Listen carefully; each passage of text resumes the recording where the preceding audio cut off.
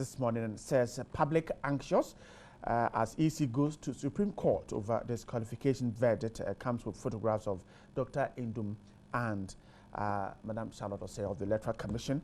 And also here, we live in an abnormal economy. TUC boss is said to have made that statement. The Finder captured that story. The Daily Graphic says, fallout from High Court judgment, EC Indum clash again as Commission heads for Supreme Court.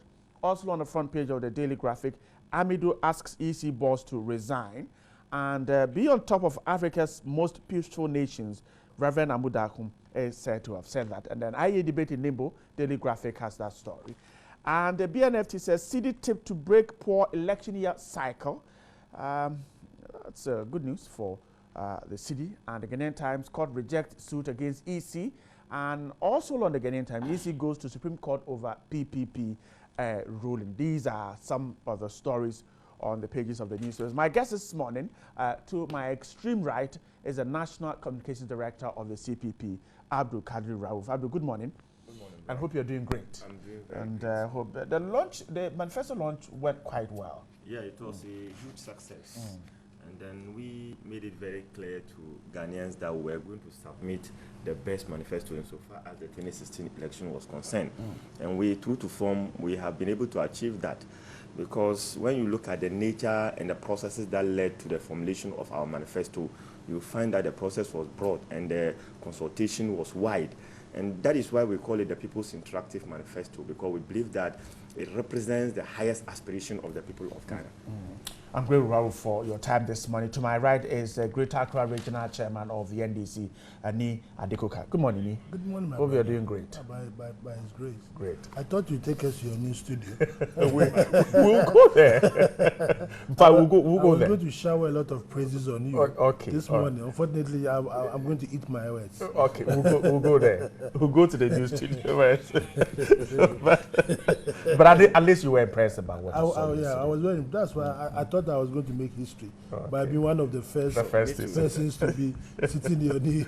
And my brother too is here, Michael. So we are very much disappointed. Okay, well, don't worry. We'll find a way to get you out of your disappointment. We're grateful for your time this morning. Michael K. Jr. is the Deputy Communications Director of the NPP. Good morning, too.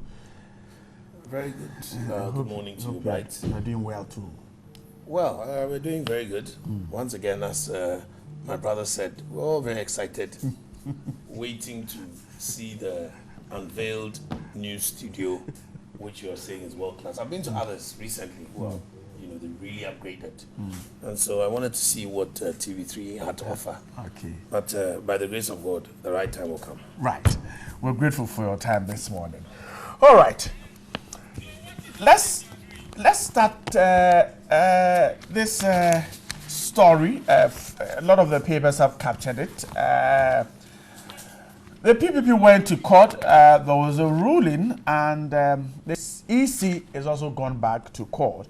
Let me quickly look at how the Daily Graphic puts the story.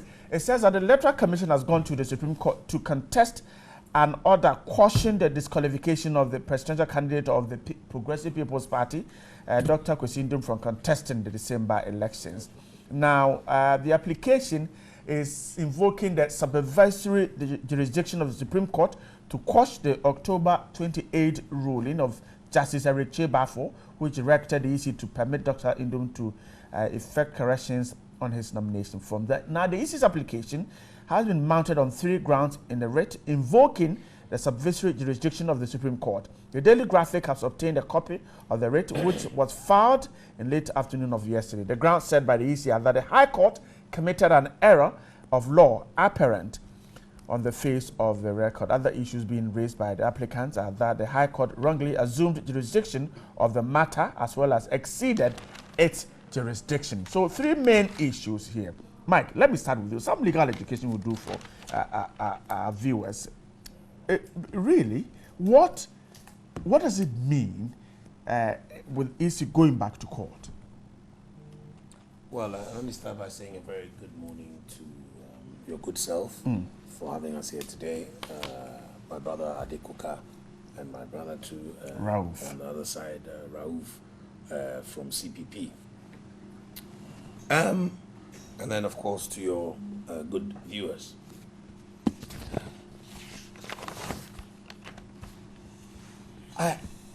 I'm confused. Honestly. I'm confused because the EC, the way they are behaving, is very surprising. Don't we know that electoral matters, more often than not, in fact, there are special courts set up in the High Court by the Chief Justice to deal with this? I mean, I don't understand what they're saying, that they've exceeded their jurisdiction and all the rest of the stuff. The High Court is entitled to deal with electoral matters. So we should have ended there. No, it shouldn't. She can appeal if she wants. The EC, they can appeal if they want. But my issue is this.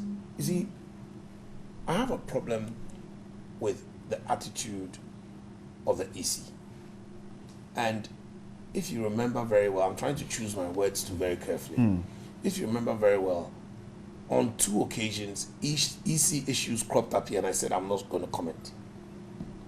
Simply because I think the EC is forgetting that they are more of managerial in terms of how they should take care of our issues in the country.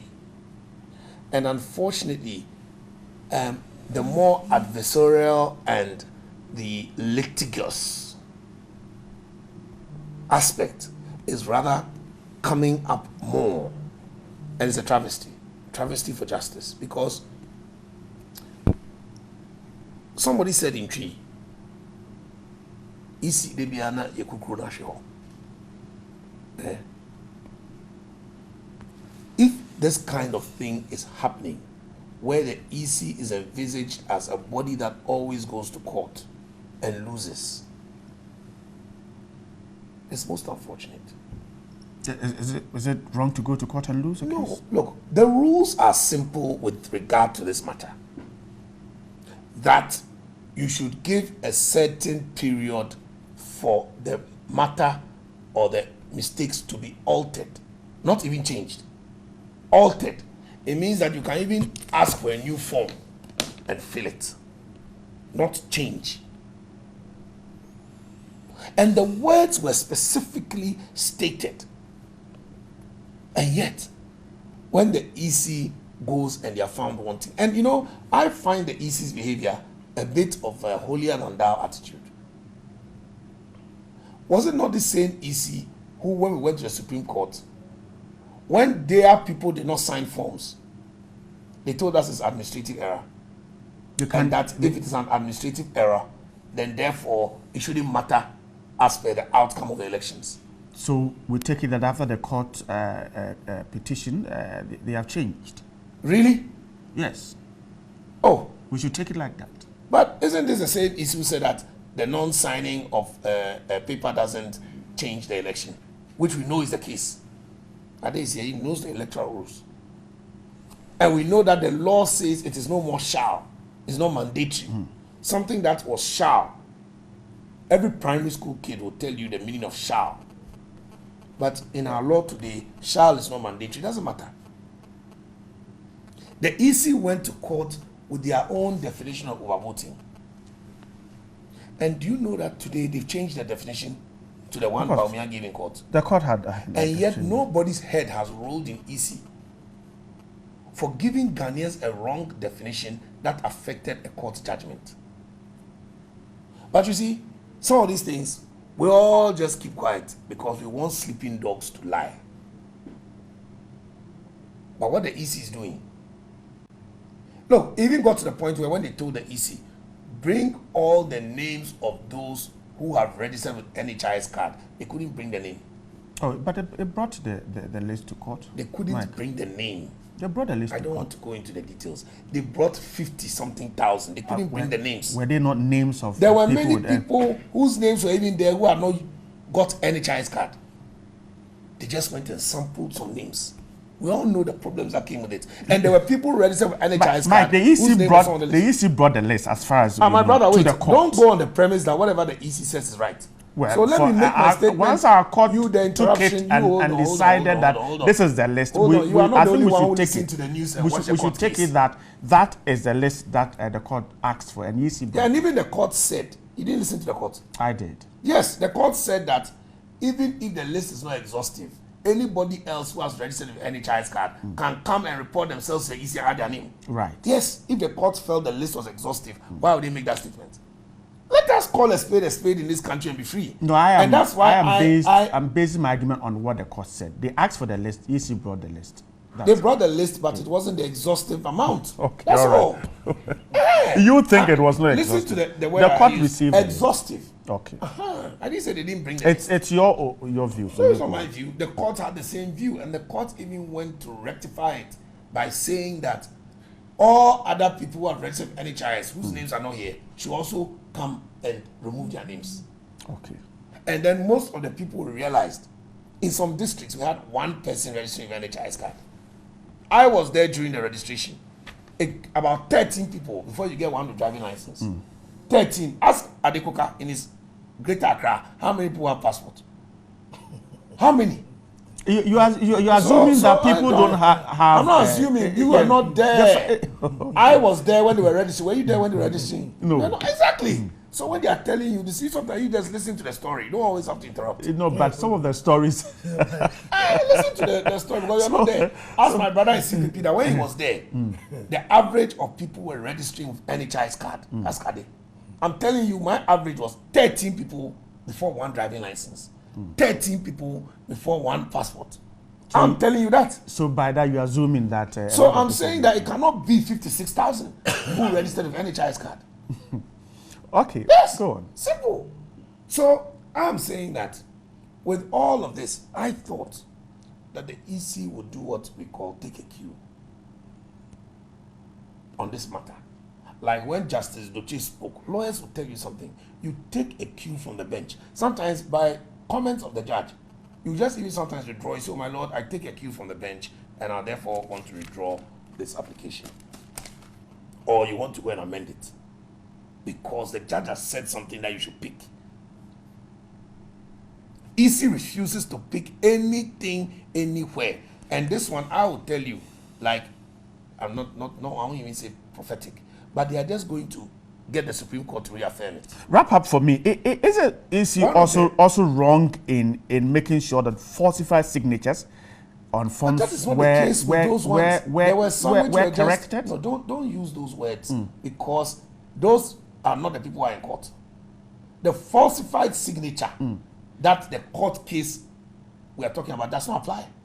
Indium did not have falsified signatures. Yes, but so wait. So let us not mix apples with oranges. The one that the court has adjudged on, there's nothing like false signature. Yes, I'm saying this because of the way you're trying to paint the picture that the EC is not listening. I'm painting the picture on the case you say is going to Supreme Court. Okay, then go ahead.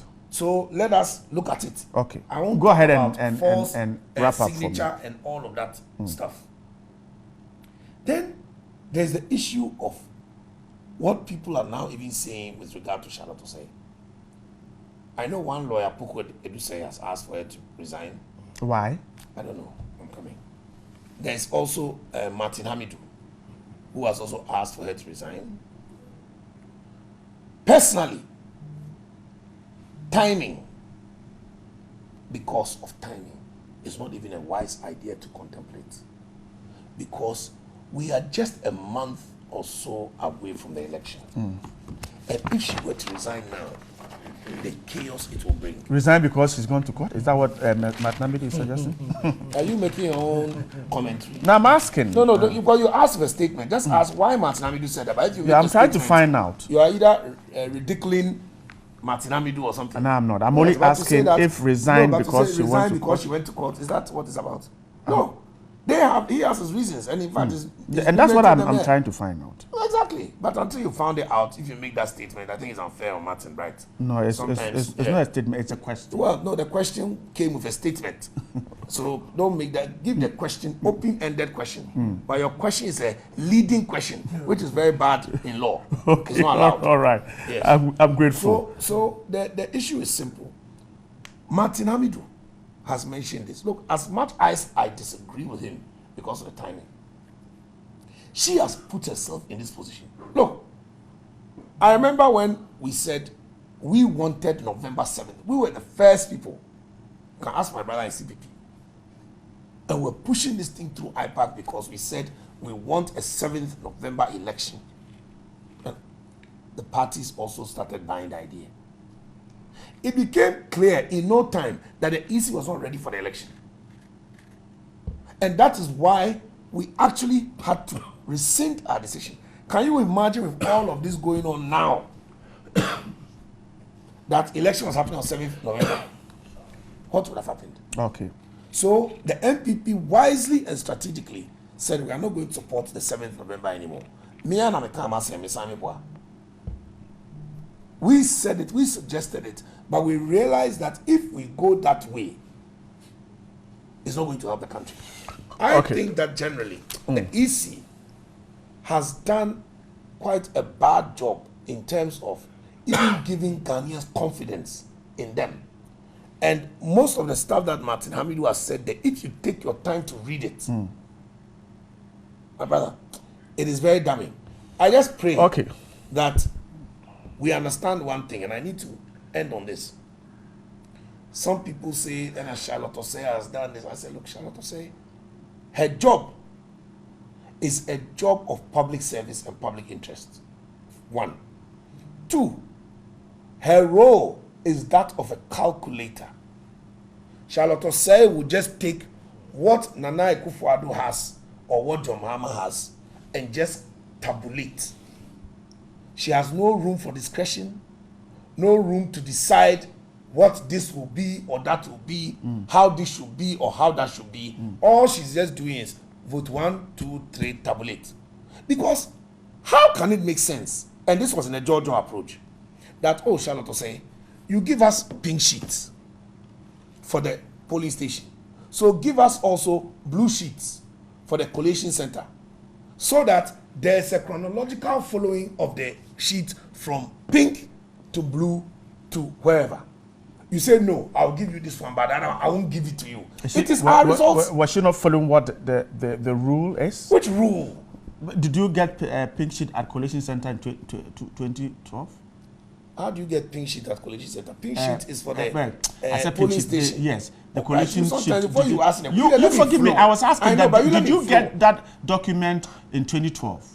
But didn't you see what happened in the Supreme Court? Oh, Mike, yes. So and that was why they gave us. Wait. You're not following what is going because on. I want Adekoka and Rauf. Because you can't tell me that when we didn't do something in 1970, did we do it now? So I was asking that is she not following rules that are there? There's no rules. Hold on.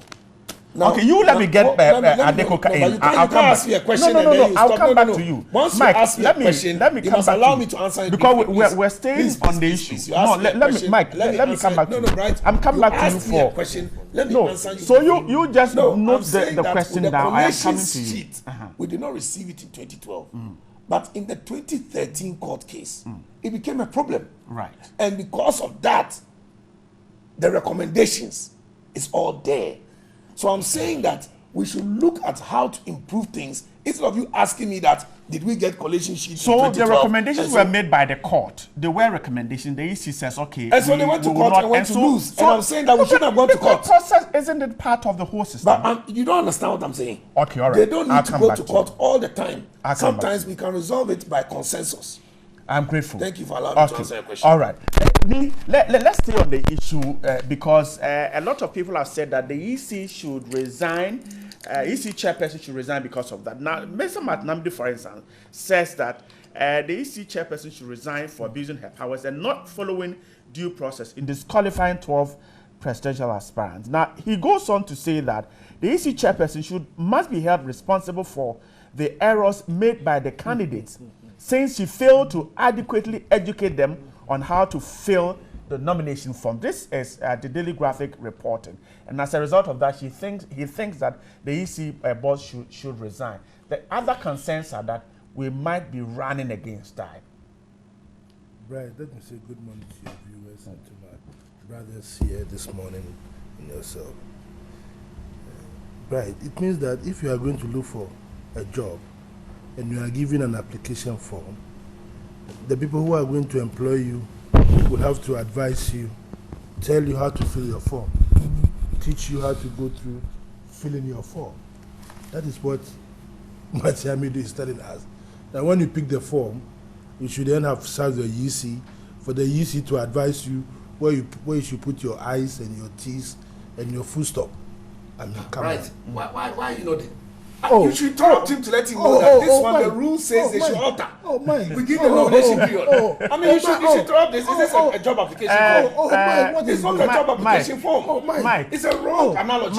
Mike, I gave you close to 10 minutes. But this is 20 minutes. Mike, I gave you. I gave the process. Mike, I gave you close to 10 minutes. 20 Your minutes. other panelists did At the time. not interrupt even once. But to say If you allow that them, job please, application. No, we're just reviewing a newspaper story. Mike, are you The taking story from me? is saying that Mr. Amidu is suggesting Yes. that she should resign because she failed to adequately educate the aspirant. And he's But making it is a part comment. of the law. Yeah, so allow Neil to go ahead and But make there, his comment. anyway, you allow him to go on. Okay, I'm grateful. Mike. Thank you. Neil, please go. I don't know. He has thrown me off my. Well, as I was saying, I mean, it's ridiculous what Matamidu is saying in the first instance. Because if you are seeking for the highest position in this country, president, you should be on top. At this stage, you should be up there to fill forms. You want someone to educate you. Then when you are given the presidency, you always be consulting the electoral commissioner for how to run the country. I mean, this is ridiculous. You have to be on top of the issue, of the form. And we are talking about people who have passed through the system. They've been ministers of state. They are high caliber, what do you call it, bankers, businessmen and all this kind of thing. And you come and tell them that a common form, somebody might. And in a case, when the form is given to you, how to fill the form is also attached to it for you to go and read and do what is right. So Matiamidu's assertion does not come in. In the first instance, Bright, what is happening in this country is the independence of the Electoral Commission. All of a sudden, we seem to be whittling away the independence of the Electoral Commission enshrined by the Constitution. And that is what the EC lawyer said in court, that now any decision that the EC takes, he's taking to court. The commission, not the lady, the commission is taking to court. So now I feel that then we Ghanaians must then take over right now for elections, because anything that is done per your inaction, and the EC takes action on it, hey, then we have to take them to court, and that is what probably one day, if you are not careful, will put us in a situation that we cannot come out of. Look, in other jurisdictions, there's an election going on in the United States of America. You hardly even hear who the EC is. All that you hear is the candidates being spoken about. The last time one of them raised that the election is going to be rigged. And apparently, those who are even managing the system are Republicans, are from his own party. You understand? So for me, I don't know what we are doing in this country. All of a sudden, since Madam Charlotte Osei was put in place as the boss of the EC, everything that she has started has been challenged. And invariably, she is working within the laws that we ourselves have given her. We have given her the laws to work with. The CI 94. And in any case, she is saying that she's going to come. As for me, my beef with her is that why didn't she prosecute earlier on the infractions, the fraudulent nature of that? I thought she should have gone to court earlier to prosecute those things rather than wait late in the day. I think she should have done that. That would have strengthened her hand. Right? But for her sitting back and allowing them to go to court and now giving the reasons as to why some of them falsified signatures and all those kind of things, she should have taken quick action on those issues to forestall what is happening now. So I believe, for me, I believe we should going forward look at the independence of the EC, and then if we realize that with new modern times, we are in modern time, as to whether we should review the EC's mandate and in the whatever we need to do to sanitize, so that we going forward we should stop every 4 years a EC is being taken to court on issues that are very mundane. You have filled the form. You are supposed to read it. You certify that you have read everything in the form that you have filled, and you have signed. Those who want to consent appended their signature that they have read the document, they actually participated in filling the document, and they concluded by saying everything that they put in the form is right. At the end of the declaration. So once you've made this declaration, how then do you come back to say that I need to correct certain things in the form?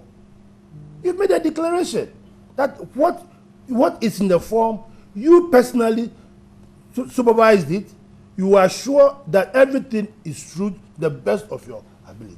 And then you sign. Then later you come and tell us that what is there is there are mistakes and administrative errors and that kind of thing. Then one will ask, are you going to be president and one day you sign off the Constitution of Ghana and tell us that, these are administrative errors? You have to exhibit the highest responsibility in matters like this, matters that borders on you going to contest an election. So if she's going to the Supreme Court, I think we, per rule of law, once we believe in the rule of law, we should allow them the case to travel to the highest court to give us finality.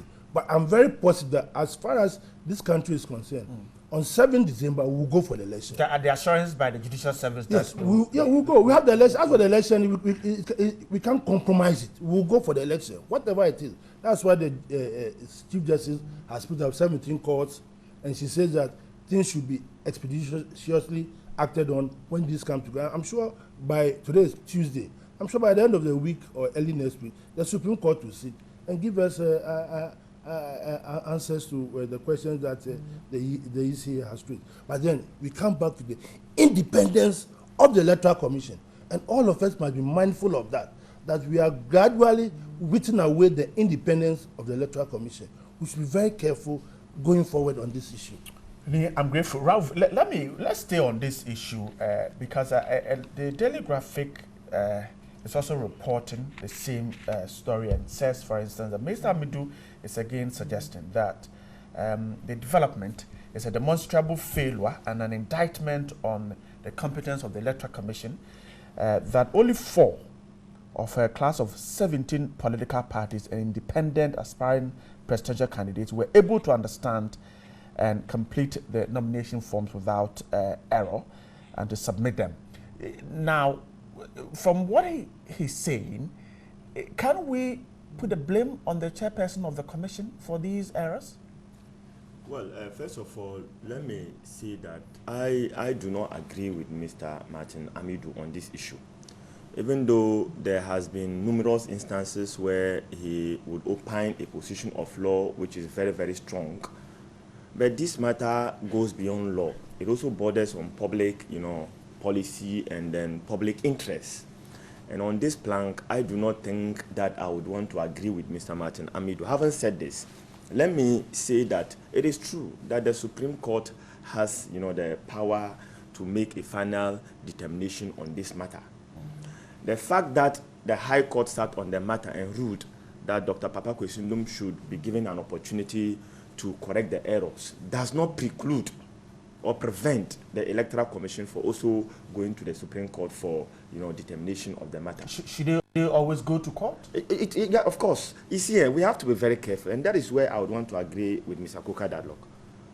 The Electoral Commission is an independent body, and then we are made to understand very clearly that the independence of the Electoral Commission is in relation to the discharge of their mandate. So, for example, if the commissioner of the Electoral Commission knocks someone with her car, We cannot say that because EC is independent, she shouldn't be taken, no, a court cannot sit on the matter.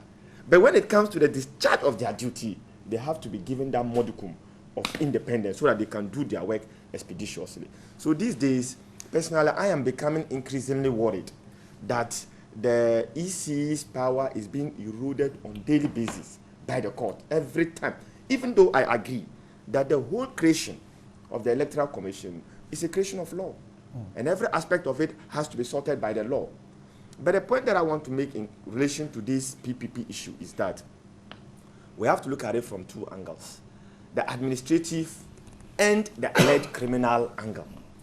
And now in the court, that we heard from the statement that was issued by the PRO of the Electoral Commission, that the matter bordered on criminality. So, for example, one man, Richard Asida, who endorsed for Dr. Ndum in Volta region, went to Central region and endorsed for Dr. Ndum at the same time. This clearly is an alleged act of criminality, and it cannot be allowed to go by. Because if we allow it to go by, then the signal that we are sending to the people of this country is that, oh, after all, you can always forge signature or you can always impersonate. And we cannot set that example. The EC must not allow herself to set that example. So I think that this issue, we have to look at it very critically. And then we have to be very mindful of the kind of things that we see about the Electoral Commission. This particular matter, I sympathize and solidarize with the PPP. When it comes to the administrative aspect of it, for example, the clerical error. But that one is just administrative errors. Okay, correct. What about the criminal aspect? Are you saying that we should allow it to go? If we allow it to go, Bright, I think that it will be an affront. It will be a heavy slap on our democracy. And then I think that in the interest of advancing constitutional justice, I believe that that aspect has to be looked at. And I'm also of the view that this should not significantly affect the electoral calendar. I do not think that, because the Chief Justice about 2 or 3 weeks ago set up about 17 courts to expeditiously look into this kind of issues. I believe that we have to give the Electoral Commission the kind of support that it needs to discharge their duty, because we have to bear in mind that whatever happens in 7th November, Ghanaians may be the winners or the losers. And I do not think that as a people we should unduly, want to undermine, the Electoral Commission. Once we do that, we set the stage for people to dispute any outcome that may be brought by the Electoral Commission. And that is not good for our own safety. It is not good for our own security. So in the interest of public policy, I would want to agree that this alleged criminal aspect of, the PPP issue should be looked at. We cannot negotiate on it. After all, we are told that there is no substitute for being wrong in the first place. When you are wrong, you are wrong. And the law must have a say. I also agree that there has been complaints lately that in the drafting of the CI 94, there were flaws, and then what have you in the flaws, and the court even pointed to certain flaws. But the fact that there are flaws in the CI does not mean that the entire CI is bogus. It doesn't mean that. And I stand to be corrected. Mike is a lawyer. He can correct me. I think that when it comes to the CI 94 and its rendition or its interpretation, the focus should be that attention should be given to the overall objective of the CI. So interpretation should be started in such a way that the objection or the objective of the CI is realized. And we shouldn't pay attention to, petty flaws that would want to, undermine a whole instance. So this would be my initial, view on the issue. The concerns that the EC is always in court, some have argued that the signal is worrying. Is it worrying to you too? Oh no, it is not. I think that, and I said it here last 2 weeks, that the court is always better. Or you want the EC to hold itself administering jungle justice. We cannot control. We are living in a democracy, for crying out loud. And everything that you think that you are not satisfied about, the doors of the court is always open. You can go for determination. You can go to be heard. I do not think that it should be a problem that the EC goes to court. It is always better than for us to administer jungle justice. This is my candid view. Grateful. Is it the process that is allowing people to go to court? If you adhere to the process, the rules and regulations, I'm going to seek for a position. And there are certain guidelines that have been put in place that I must use to qualify. And then when I send it to the administrator, and he says that you are not qualified because of this and this, and then you take him to court. Then who is going? Then what kind of rules are we going to give to ourselves to operate in this direction? If he feels not properly treated, he can also go to court. Not properly treated in what sense? That what? In the case of what does the rule say? I mean, is the EC going by the rules and the regulations and the guidelines that have been put in place that all of us have accepted? That's the question. Because he is the administrator, and he says, do A, B, and C. And then you go and do A, C, Y. And then you come and he says no. And then immediately you rush to court. And that's what you are doing. That's what I'm saying, that you come to a time that the EC would not be in a position to do anything because his or her hands will be tied. Because I want to open my mouth, I'll be taken to court. So let the jungle law operate. That's what we are doing, like my brother said. We are gradually whittling away the administrative and legal powers of the EC. And we think we are doing ourselves any good. No, we are not. We can argue about the law, we can about what it's like a referee. The EC, like Mike said, the electoral commissioner, is just to count the heads that have been put in place. Now, what it means that you want your head to be counted, you want to be part of the, so do things right. And when you don't do things right, and they say, look, you are not qualified. For instance, to be on an electoral roll, right? To be a member of parliament, you must be on the electoral register. So if I take my nomination papers and I'm not on the electoral register, and the EC disqualifies me, one day somebody will take them to court to say that, well, I'm a Ghanaian, I have to vote. The fact that I'm not on the electoral register, that doesn't preclude me from going to exercise to fight for the highest position in this country. But the rule says that you must be on the electoral roll. Now here, you have been asked to fill forms. You've been asked to do certain things. At the end of the day, you have read, you have gone through, you have signed a declaration saying that everything that is here is true. And then you come back to say, hey, let me sit down, let's come and discuss the document I've brought in front of you, because there are certain administrative errors in it. And for that matter, because you give me audience, I'm taking you to court. Ah, right. Why are we coming? Are we going? You are coming. That's what the court says. The man should be given the time to correct these things.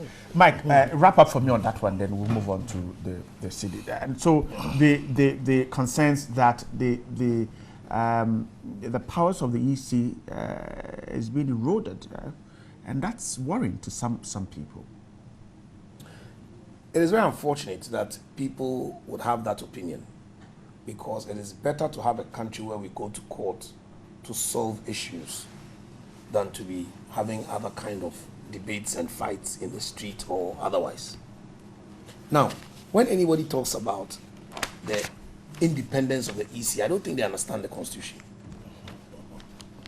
The EC is a creature of the Constitution, created by the Constitution. So they are subject to the Constitution. So anything under the Constitution which the EC has breached, the EC must answer at the Supreme Court. Because the Supreme Court is the final lawmaker of this country. Ghanaians should understand that. Especially those who pretend that, oh, when it suits them, EC is final this thing. But when John Mahama is president, they say, oh, but the Supreme Court, the final decided. No. We must understand that the Supreme Court can even overturn an EC decision if it is found to be wrong. That is the law. And that is the Constitution. And the Constitution is more powerful than the president. The Constitution is more powerful than the EC. So the Constitution also says the only one who can give the final interpretation of what the Constitution means is the Supreme Court. So who is talking about jungle law? Which jungle? We are talking on Ghana soil. We don't want any contemporary republic where the EC think. But Madam Charlotte says she's not an appointee of the president. So she can make decisions that cannot be challenged.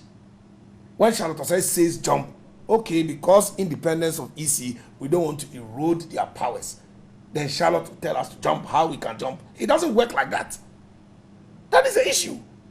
Maybe, I mean, also some people on the other side who have said all sorts of things about the EC in terms of things we're not happy about. Today, because they think that what the EC is doing is favoring them, they want to keep quiet. It's okay. It's okay. You see, but the issue is simple, and my brother referred to that. The Supreme Court, in terms of Chief Justice, has set up these 17 courts. Am I lying? Yeah. Right. Are they not high court? So why are you saying that they've exceeded their jurisdiction? Well, that is for the court to thank you. To thank you. So you, the EC, are complaining that people are taking you to court. You two are going to court.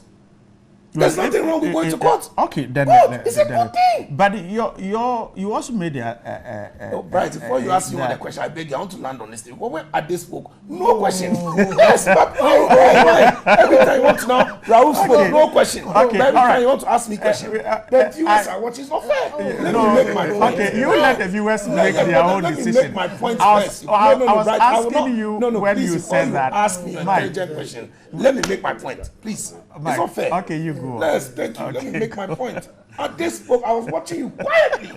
You were even nodding. Yes, and then now you're coming up talking about. All right. Okay. Mike, go on. I'll ask you any question. Go on. Go on. Let me also flow. Okay, but get ready to wrap up. Let's move on to it. My issue is simple. There's a misunderstanding.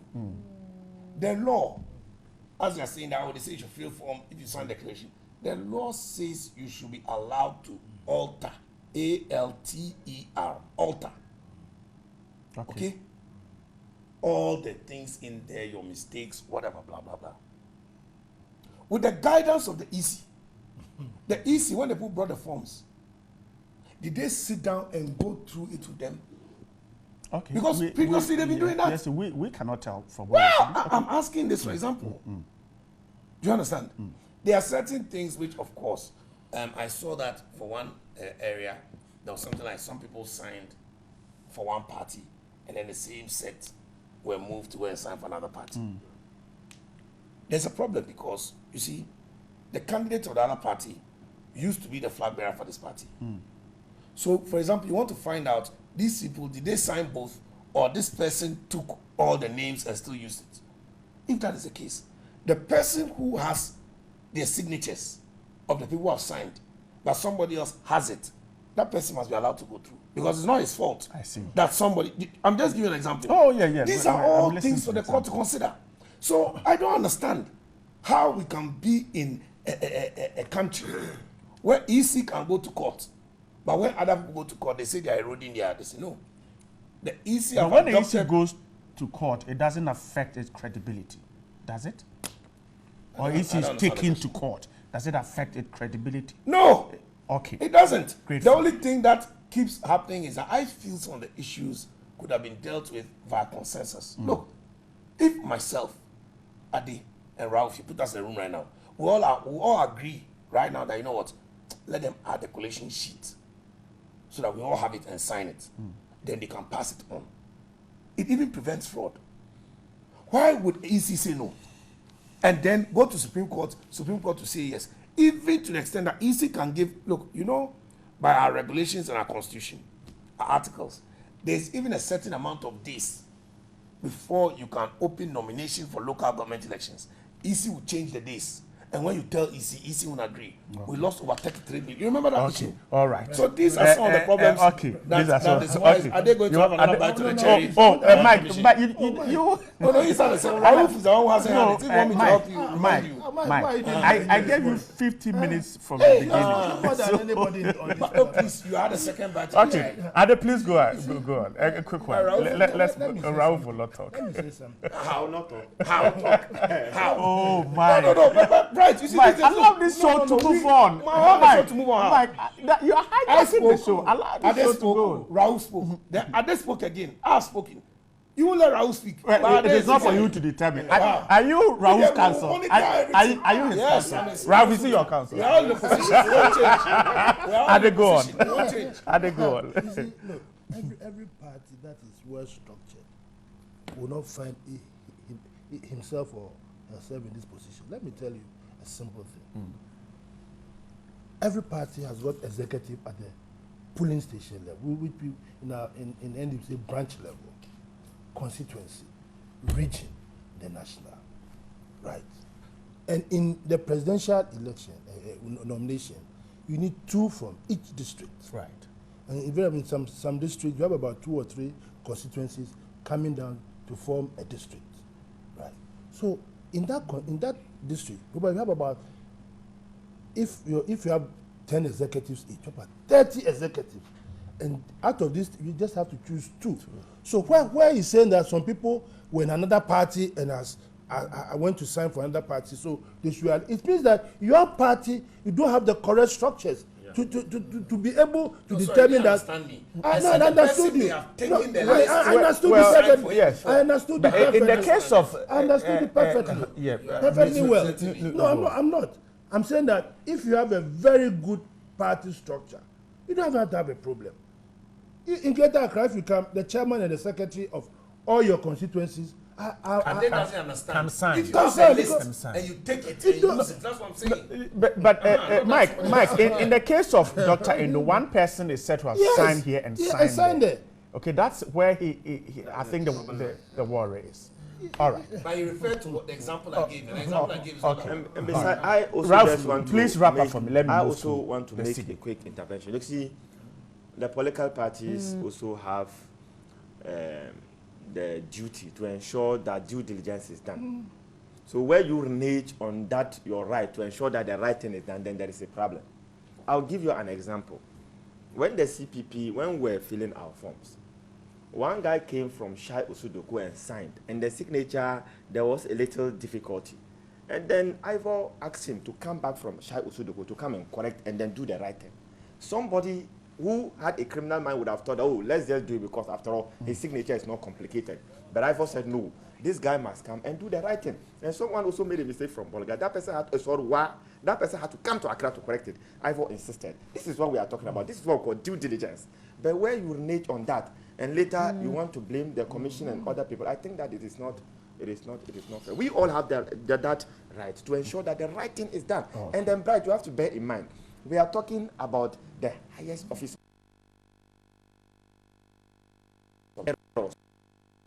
not with the president, because it's not a joke. Can you imagine if somebody cannot pay a meticulous attention to details? That person becomes the president of Ghana. Can you imagine the kind of harm that person would do as a result of some of the signatures he may have to append on documents? We cannot allow that for ourselves. This is a disaster that we should not allow to visit upon us. So I think that the right thing should be done. Where we would have to solidarize, we would. But when it comes to the matter of right thing, we have to do it. It's very, very important for us all. I'm grateful. Let's move to the BNFT. I have only 10 more minutes. Regulation 9.2 and 9.3, CI 94, among others, allows that you can alter the form. If you falsify signature? Within a certain time. No, hold on. If you falsify signature? Who said that signature is falsified? If one person's signature is different from is this here, and then on the other form it is different. But on the face of the record, no fraud was proven. Well, because if they were fraud, they wouldn't even allow them to go through. It's what you have heard. Mike, are you saying that one person signing for Central and Western is what the law allows it to be corrected? Look, hold on. Whatever the reason was, the court looked at it and saw that that was not the case. And that's why they asked them to alter it. Because, for example, if the person signed here and signed here, and because of administrative error, maybe the paper has been arranged wrongly, so it's gone to wrongly, so then make sure that you change it and alter it. That's it. So let us not see them because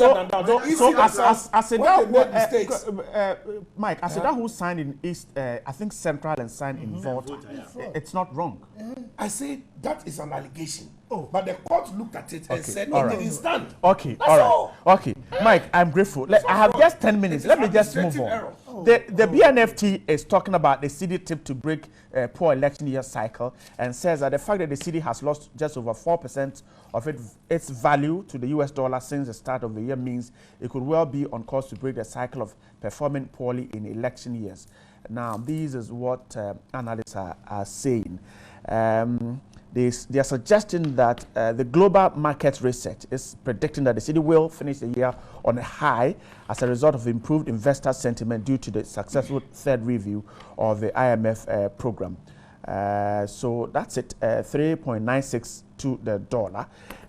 Ralph, let me start with you. I'm running out of time. The city is tipped to no, the city is tipped to break that cycle, and this is what perhaps people will be looking for, breaking this cycle and even breaking the cycle of overspending, eating deep into our budget. You know, I think that over the years, our city has proven to always be losing value in terms of other trading currencies.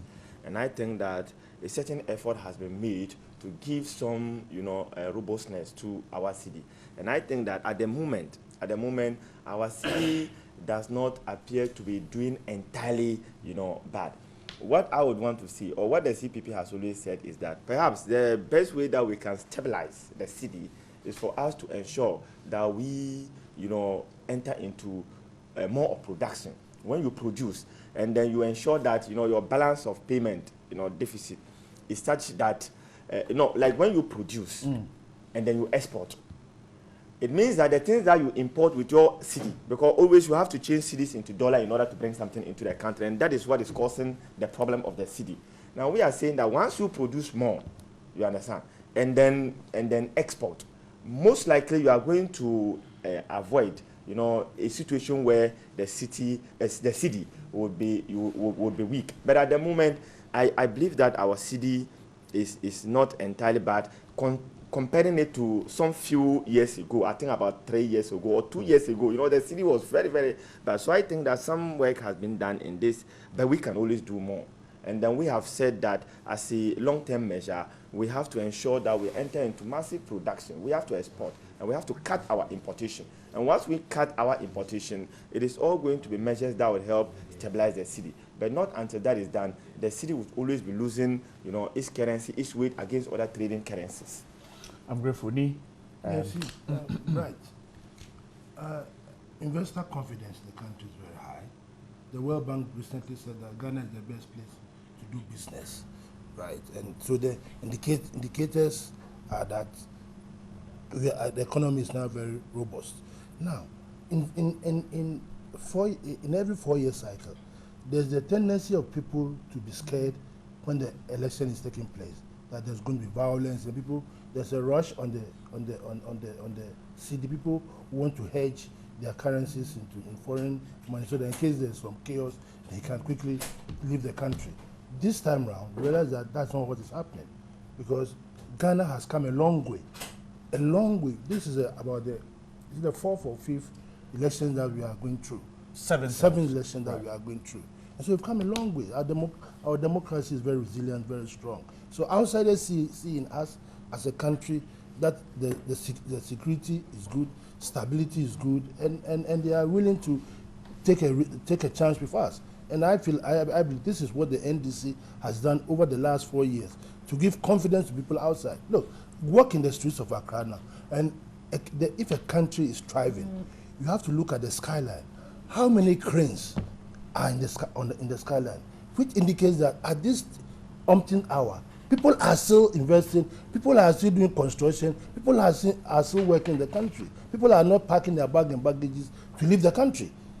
4 years ago, you realize that this country was on a certain level of discomfiture.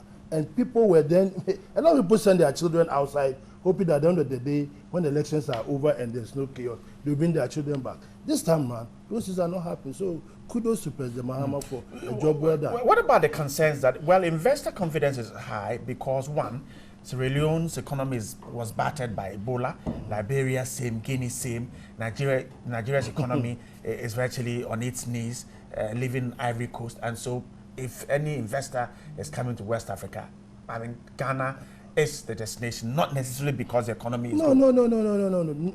No. A lot of factors go into that investor taking a decision to come here, and I'll give you the reasons why, right? If because our health system is so strong that Ebola could not come here, then that's good for us. If our security system is that strong that you can't get any insurgents in the country, that is good for us.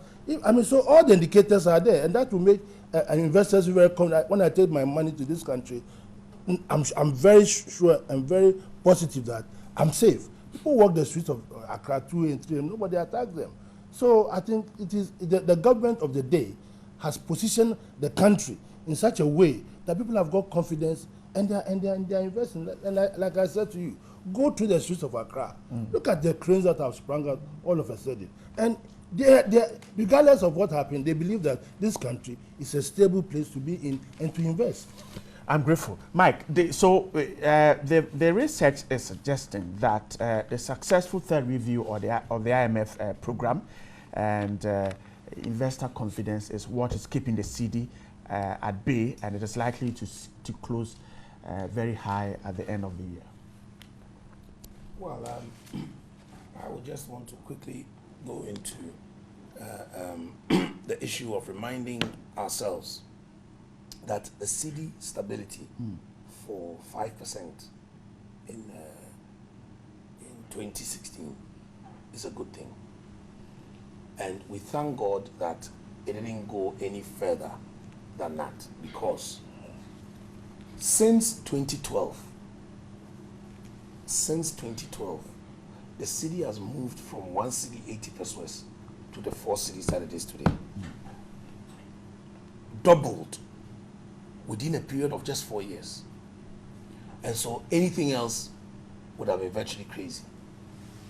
One of the reasons why this money doubled was, you remember when they told us that you can bring dollar to the bank, but when you are going for your money, unless you show a passport or ticket, you cannot take your dollar back. And that led to a big problem, which people like Dr. Baumia and other senior experienced financial people and economists advise them that if you do that, the cedi will rise to this 4%. They didn't listen. This, of course, happened, and the cedi went to 4%. Then eventually they listened and withdrew. You see that you have been stable. So sometimes even listening to advice will help with your stability in this regard. But you see, one thing that is not helping us, even though the dollar seems to be stable, is look at the indicators. Look at our interest rate, for example. Interest rate just around 2011 was 9%. Because you remember that when the NPP came in 2001, interest rate was 50%. And reduced all the way down. In fact, 42%. It was inflation that was 42%. And reduced to 18, less than half. The NDC2 reduced it to 9. So worst case scenario, sustaining around 10, worst 11. Today, under President Mahama, it has gone back to 17%. That cannot be a good indices with regard to interest rate in our country. Look at inflation. Look at all those indicators. Look at our debt to GDP. You inherited a debt to GDP of 32%. Today, we have 68%. That's not a bad thing. It cannot be. You cannot say that's not a bad thing. It is bad. Because let me give you another one. Look, it's not a bad do you know our economy? When you are developing the economy, which was with these things, 47 billion in 2011. Today is 40 billion. Our economy has shrunk under NDC by another 5%. No, that's not true. Well, that's not true. That's what Mr. Adekuka will say. That's not true. The economy has expanded by 138 billion. No, please. No. The economy has expanded, but it has shrunk from 2011. It hasn't shrunk. It is wrong. And this is not something that we should be looking at we don't want to in this country. Look, you remember the NDC when they came and told us about food imports? And my brother rightly said from the CPP that these are the things that make the dollar very difficult to maintain. And they came with the Aveime rice project. You remember? Yes. Aveime.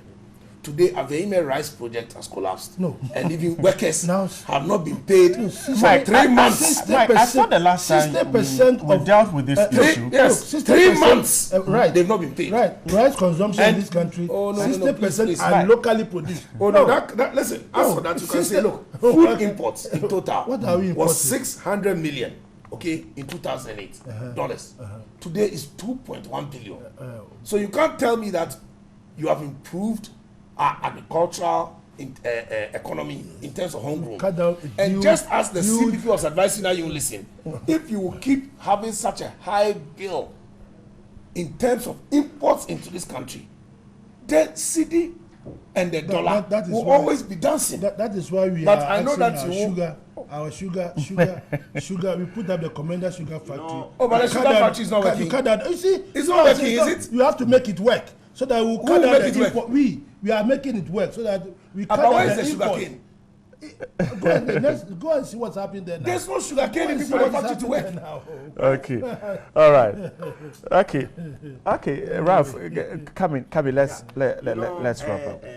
I recall that in the year 2000, before the NDC was kicked out of power, the country used to import about $100 million worth of rice into the system.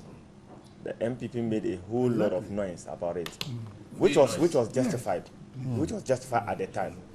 Now, when the MPP came into power, before they left power, the country was importing close to $400 million worth of rice into the system. So what does it tell you? It tells you that NDC, MPP, they are opposite sides of the same coin. Aki and Popo. Understand? So now, drastically. so now, rice importation has the come down party drastically. that has demonstrated to have the plan and the vision that can change and alleviate the lives of the people of this country is the Convention People's Party under Ivor Kobna Green Street. Okay. And Green Street has actually set out a very clear vision. And we believe that if the people of Ghana come out in their numbers on 7th December 2016 and vote for Ivor Kobna Green Street, we have what it takes to change the fortunes of the country. At the moment, it cannot be justified why Ghanaians should be suffering. You know, our suffering, the kind of suffering that our people are made to go through are not justifiable. We believe that with a visionary and committed leadership that is actually anchored on sincerity and honesty, we can change the lives for the people of this country. I'm grateful. Abdul Kadri Rauf is the National Communications Director of the CPP. Niade Koka is the Greater Accra Regional Chairman of the NDC. Michael K. Jr. is the Deputy Communications Director of the NPP. Gentlemen, I'm grateful for your Tuesday morning. And I promise next time when you come, we'll take you around our news Tuesdays. This is more than you disappointed us. All right. Grateful for your time this morning.